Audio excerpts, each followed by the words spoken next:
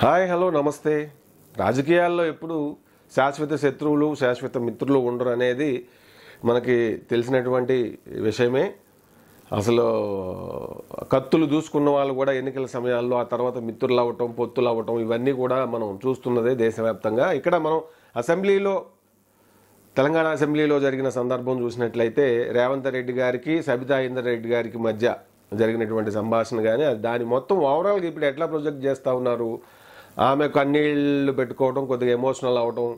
ఎందుకయ్యారు రేవంత్ రెడ్డి గారు, ఏ మొహం పెట్టుకొని మీరు అసెంబ్లీకి వచ్చారనే విధంగా ఆయన మాట్లాడటం వలన దానికి ఆమె బాధపడతా ఉన్నారు. మరి సరే అట్లా ఆ మాట ఏ మొహం పెట్టుకున్నారు అనేసరికి ఆమె వేరే విధంగా దాన్ని అర్థం చేసుకున్నట్లుగా అనిపించింది నాకైతే. అంటే జనరల్గా మరి ఆయన ఆమె భర్త మరి ఆయన గతంలో యాక్సిడెంట్లో చనిపోవడం, మంచి లీడర్, అదంతా మనకు తెలిసిందే. మరి జనరల్గా మరి భర్త దూరం అయిపోతే కాలం చేసిన తర్వాత భారతీయ ఈ సాంప్రదాయాల ప్రకారం ఆడవాళ్ళకి మరి బొట్టు లేకుండా ఉండడం ఇదిగా అనేది ఒక ఇది అనేది మనకందరికీ తెలిసినటువంటి విషయమే. అది కేవలం తను ఎమ్మెల్యే లేదంటే మంత్రి ముఖ్య పదవి సెలబ్రిటీ కాబట్టి అనే కోణం కాకపోయినా సామాన్యుల నుంచి మరి అది పాటిస్తే ఇప్పుడు ఇవాళ రేపు బొట్టు పెట్టుకోకుండా ఉండాలి అనేది ఏం లేదు. కొంతమంది పెట్టుకుంటూనే ఉన్నారు భర్త జరిగిపోయిన తర్వాత కూడా. వాస్తవానికి నా అభిప్రాయం అయితే ఆడబిడ్డకి బొట్టు అనేది పుట్టినప్పటి నుంచి వచ్చేటువంటి ఒక ఇది.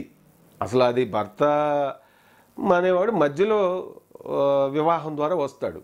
భర్తతో వచ్చేది మెట్టెలు మంగళసూత్రమే కదా అదనంగా.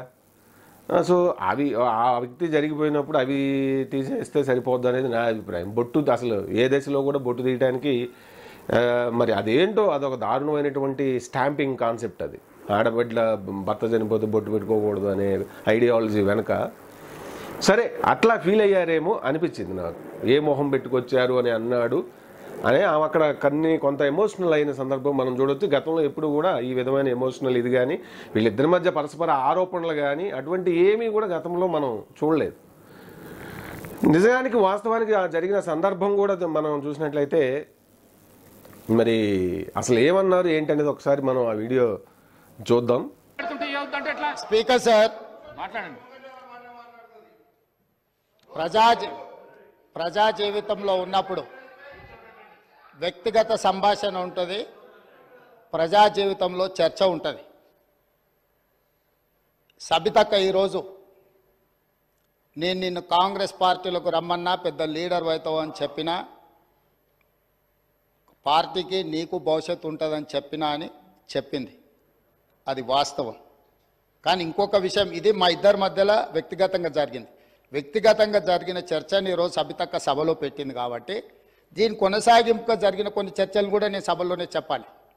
వరంగల్ శాసనసభలో ఓడిపోయిన తర్వాత 2019 పార్లమెంట్ ఎన్నికలు వచ్చినప్పుడు కాంగ్రెస్ పార్టీ నన్ను పార్లమెంటుకు పోటీ చేయమని అన్నప్పుడు ఇదే సబితక్క ఇంటికి వెళ్ళి ఇదే సబితక్క నన్ను పిలిచి నువ్వు మల్కాజ్గిరి పార్లమెంట్లో పోటీ చేయి, ఎన్నికల్లో నీకు అండగా నిలబడతా అని నాకు మాట ఇచ్చి పార్టీ నన్ను ఎంపీగా డిక్లేర్ చేసిన మరుక్షణం టీఆర్ఎస్ తో మాట్లాడుకొని పోయి టీఆర్ఎస్ లో చేరింది అధ్యక్ష.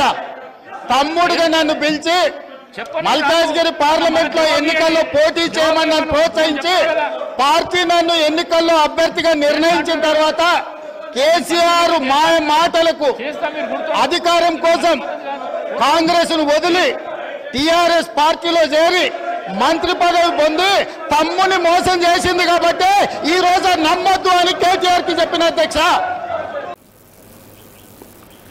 అది అంటే ఆయన ఓడిపోయిన తర్వాత ఎమ్మెల్యేగా కొడంగల్ నుంచి 2018లో ఎంపీగా పోటీ చేయడానికి టికెట్ తెచ్చుకున్నారు.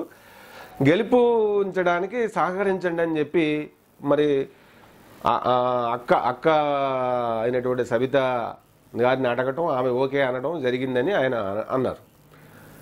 అన్న మరుసటి రోజే ఆమె కొంతమంది కాంగ్రెస్ ఎమ్మెల్యేలను తీసుకుని వెళ్ళిపోయి ఆమె కూడా కాంగ్రెస్ ఎమ్మెల్యేగానే గెలుచున్నారు. అప్పటికి రాజకీయాల్లో ఎవరి స్వార్థాలు వాళ్ళు చూసుకుంటారు, ఎవరి అవకాశాలు వాళ్ళు చూసుకుంటారు, అందులో సందేహమే లేదు. జరుగుతున్న రాజకీయం, సమకాలీన రాజకీయం అదే. కాబట్టి అందులో అప్పుడు ఆమె మరి కాంగ్రెస్ పార్టీ నుంచి ఆమె ఒక్కరు వెళ్ళి ఉంటే వేరే ఉండేది. ఆమె వెళ్ళడంతో పాటు గెలిచిన ఇంకొంతమంది కాంగ్రెస్ ఎమ్మెల్యేలని తీసుకెళ్ళిపోవడం వలన కాంగ్రెస్ పార్టీకి ప్రతిపక్ష హోదా లేకుండా కూడా పోయింది. సో ఇప్పుడు కేసీఆర్ గారు కానీ కేటీఆర్ గారు కానీ మరి ఇప్పుడు వాళ్ళు దీని గురించి మాట్లాడటానికి, పార్టీ ఫిరాయింపుల గురించి మాట్లాడటానికి అవకాశం లేకుండా పోయింది ఆ రోజు వాళ్ళు చేసిన పని వల్లే. మరి సబితా ఇంద్రారెడ్డి గారు ఆమెతో పాటు ఇంకొంతమందిని తీసుకెళ్ళిపోవడంతో కాంగ్రెస్ లెజిస్లేటివ్ పార్టీ విలీనం అయిపోయింది అన్నట్టుగా మరి అప్పుడు ప్రకటించడం జరిగింది. వాళ్ళు ఎత్తుగడ అది రాజకీయంలో భాగంగా కాంగ్రెస్ పార్టీ అనేది అసలు ప్రతిపక్ష హోదా కూడా లేకుండా చేసి దాన్ని నిర్వీర్యం చేశారు. అదే విషయం మనసులో పెట్టుకొని మరి ఆయన్ని కాంగ్రెస్ పార్టీ మరి లెజిస్లేటివ్ పార్టీ ఇదిగా ఆయన్ని అనౌన్స్ చేసిన తర్వాత జరిగింది ఇది.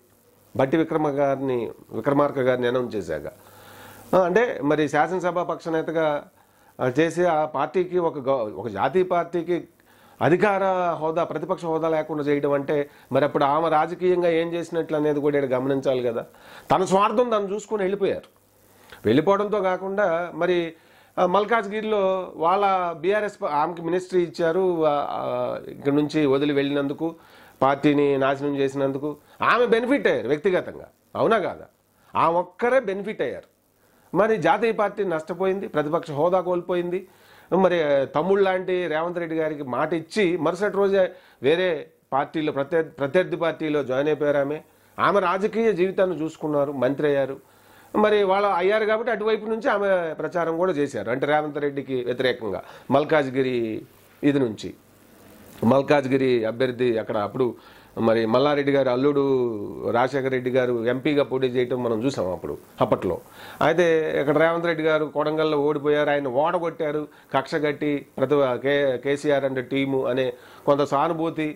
ఈ మల్కాజ్గిరి పెద్ద నియోజకవర్గం కావటం, ఇక్కడ మినీ భారతదేశం ఉండడం, మెయిన్ ఎక్కువ సెటిలర్స్ ఎక్కువ ఉండడం, ఆయన మీద సింపతి ఉండడం, వాళ్ళు కూడా గ్రౌండ్ వర్క్ బాగా చేయడం కాంగ్రెస్ పార్టీ, మరి రేవంత్ రెడ్డి సేన అంటే రాష్ట్ర స్థాయి అభిమాన సంఘాలు ఇట్లా అనేక రకాలుగా పనిచేశారు అప్పట్లో. నరసింహ వాళ్ళందరూ కూడా అంటే కొడంగల్కి చెందిన ఈ రేవంత్ రెడ్డి అభిమాన సంఘం స్థాపించిన వాళ్ళల్లో ఒకరైనటువంటి నరసింహ వీళ్ళందరూ కూడా అప్పుడు ఎంతో పోరాడారు.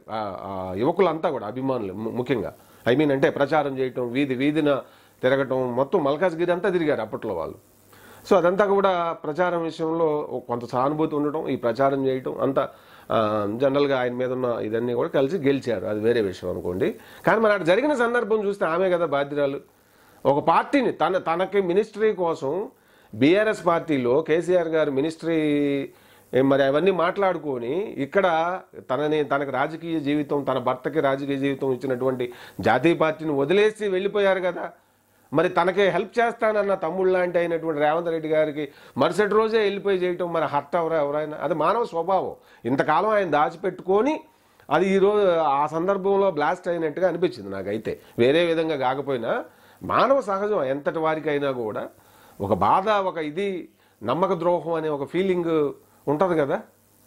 ఒకవేళ ఆయన ఓడిపోయి ఉంటే ఖచ్చితంగా ఇంకా ఆ బాధ, కక్ష ఆమె మూలంగా జరిగిందనేది ఇంకా పెరిగేదేమో.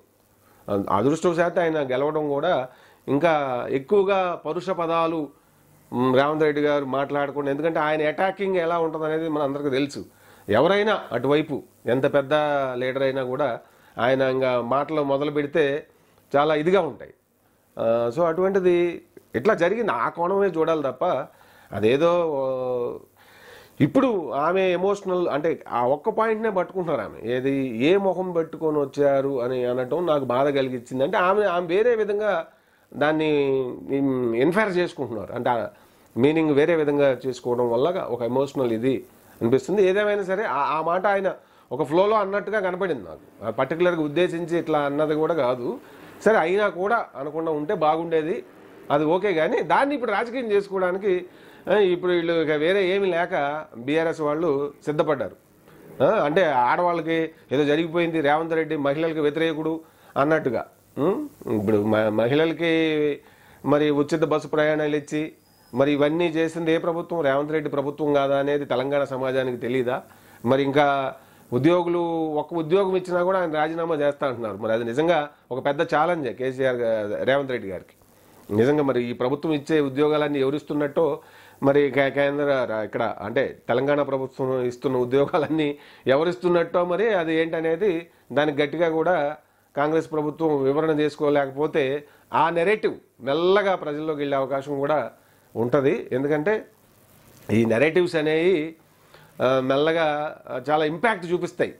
ఒక మాటని పదే పదే పదే పదే పదే పదే పదే పదే పదే పదే అంటూ ఉంటే నిజం అబద్ధమైంది, అబద్ధం నిజమైంది అంటారు కదా, అట్లనే ఇది కూడా నెరేటివ్స్ అనేవి. రేవంత్ రెడ్డి ఇటువంటి వాడు, దాన్నే ఒక 10 సార్లు 100 సార్లు 20 సార్లు 2000 సార్లు అంటుంటే జనాలకి అది ఒక స్టాంపింగ్ అయింది అనమాట.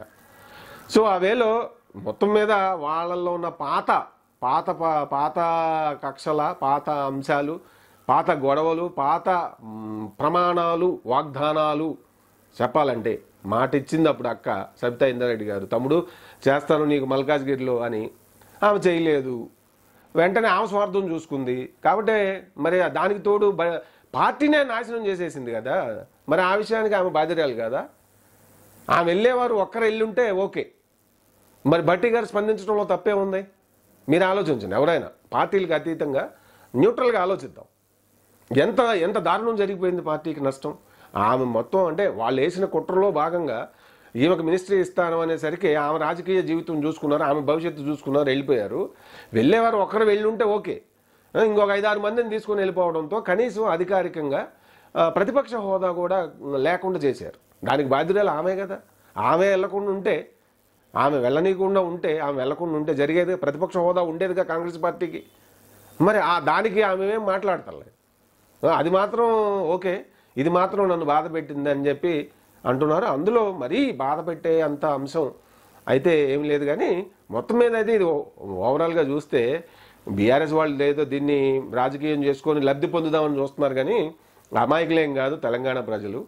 మొత్తం మీద అయితే మనసులో దాచిపెట్టుకున్న, ఎప్పటి నుంచో దాచిపెట్టుకున్న అంశాలు ఇప్పుడు బయటకు వచ్చినాయి. కొంత ఇక ఫ్రీ అయిపోయినట్లే అనుకోవచ్చు. నిజంగా రాజకీయంగా ఆలోచించినట్లయితే కాంగ్రెస్ పార్టీకి మరి ఆ రోజున సబితా ఇంద్రారెడ్డి గారు ఆమె కొంతమందిని తీసుకొని కాంగ్రెస్ ఎమ్మెల్యేలు తీసుకొని బీఆర్ఎస్లోకి వెళ్లకుండా ఉంటే ఆ పార్టీ ప్రతిపక్ష పార్టీగా చాలా గట్టిగా నిలబడేది కదా.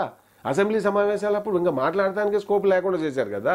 ప్రతిపక్ష హోదా లేకుండా, మరి భట్టి గారికి నాయకుడు హోదా లేకుండా పోవడానికి కారణం ఆమె అట్లా వెళ్ళడం కాదా. సో ఇది తెలంగాణ సమాజం ఆలోచించదా? మరి అవన్నీ మర్చిపోయి, చేసిన నష్టాన్ని మర్చిపోయి ఒక మాట మీరు మాట తప్పారు, అది కూడా మర్చిపోయి ఇప్పుడు జాతీయ ఇండియా అంతా చూస్తుందని చెప్పి దాన్ని ఒక నెగిటివ్ ప్రచారం చేయాలనుకోవటం మరి ఎంతవరకు కరెక్ట్? అది ఉద్దేశపూర్వకంగా ఆయన అనలేదని మీకు కూడా తెలుసు. మీరేం చేశారు? ఎలక్షన్లో హెల్ప్ చేస్తారని చెప్పి హ్యాండ్ ఇచ్చేశారు. ఆ హ్యాండ్ సరే మీ వరకే పరిమితం అయిందా అంటే కాలేదు. కాంగ్రెస్ పార్టీని కూకట వేళతో దెబ్బ కొట్టారు అప్పుడు. మరి భట్టి లాంటి ఒక దళిత నేపథ్యపు నాయకుడు ఎదిగి అక్కడ మరి ఆ స్థాయి వరకు వచ్చి మరి ఆయన మరి శాసనసభాపక్ష నేతగా ఎంపిక చేసింది అధిష్టానం. చేసిన మరుసటి రోజే ఇది జరిగింది కదా. ఆయనకు ఆ హోదా లేకుండా పోయింది కదా. మరి దానికి కారణం మీరు కదా. జాతీయ పార్టీకి ఒక రాష్ట్రంలో అధికారికంగా ప్రజలు ప్రతిపక్ష హోదా ఇచ్చినప్పటికీ మీరు చేసిన చర్య వల్ల, మీరు పార్టీని వదిలి మీతో పాటు కొంతమందిని తీసుకెళ్ళిపోవడం వల్ల అందులో మరి ఏమైపోయింది? పార్టీ నాశనం అయింది కదా. అటువంటి పార్టీని మళ్ళీ ఎట్లో మరి దాన్ని పగ్గాలు పట్టుకొని రేవంత్ రెడ్డి గారు సరే తెలంగాణ సమాజం ప్రజలను కన్విన్స్ చేసి మరి ఆయన అధికారంలోకి వచ్చారు. సరే ఆయన మరి పరిపాలన ఎలా ఉంటుంది ఏంటి అనేది 5 ఏళ్ళు ప్రజలు చూస్తారు. నచ్చకపోతే మళ్ళీ మార్పు కోరుకుంటే దాన్ని ఎవరు ఆపలేరు. నచ్చితే మళ్ళీ దీవిస్తారు, నచ్చకపోతే నాయన చాలు కూర్చోని రెస్ట్ తీసుకోమంటారు. వాళ్ళకి నచ్చిన వాళ్ళని అధికారంలోకి తీసుకొస్తారు. సో కాబట్టి దీన్ని ఏదో పెద్ద ఒక ఇదిగా ప్రొజెక్ట్ చేద్దాం అనేటువంటి బీఆర్ఎస్ కుట్రను అయితే తెలంగాణ సమాజం ఖచ్చితంగా ఖండించాల్సిందే. సో ఇందులో పెద్ద ఏదో మహిళలకి అన్యాయం చేశారు, మహిళా వ్యతిరేకి అనే ప్రొజెక్షను అది అసలు దారుణమైనటువంటి ప్రొజెక్షన్గా నేనైతే ఖండిస్తున్నాను దీన్ని. మరి మీ అభిప్రాయం ఏంటనేది మరి మీరు కింద కామెంట్స్ రూపంలో రాస్తే